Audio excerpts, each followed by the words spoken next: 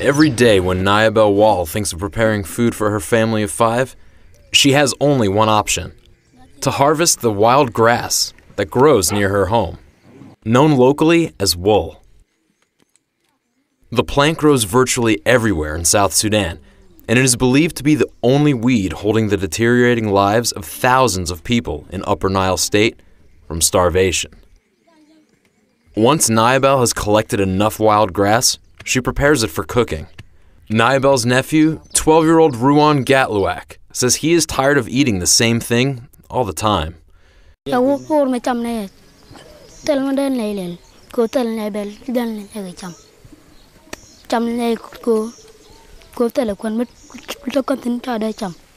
Nayabel recently traveled for 6 days to look for food, only to come back empty-handed.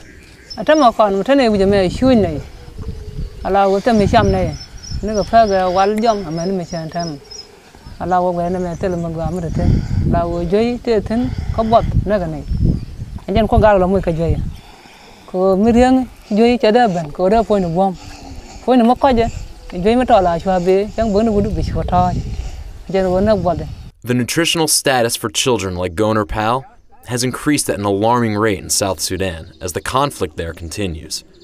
In response, UNICEF has deployed a rapid response team in remote areas such as this one. These teams bring desperately needed services like health screening and treatment, as well as delivering life-saving supplies such as ready-to-use therapeutic foods, micronutrient supplements, and medicines. The situation is bad. It is a dire situation. We've talked to mothers. A lot of them are skipping meals, cutting down on rations, eating wild foods.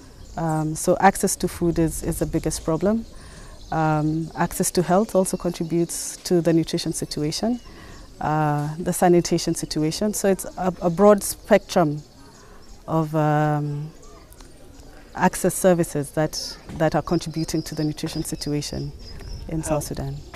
When the UNICEF Rapid Response Team visited the neighborhood, it was confirmed that Nayabel's daughter was suffering from severe acute malnutrition.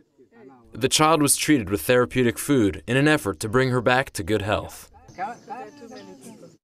The dream of a safe and peaceful South Sudan is becoming a living nightmare for children. As the tireless efforts to deliver humanitarian assistance continue, hundreds of thousands of children in South Sudan's 3 most conflict-affected states remain at imminent risk of death and disease.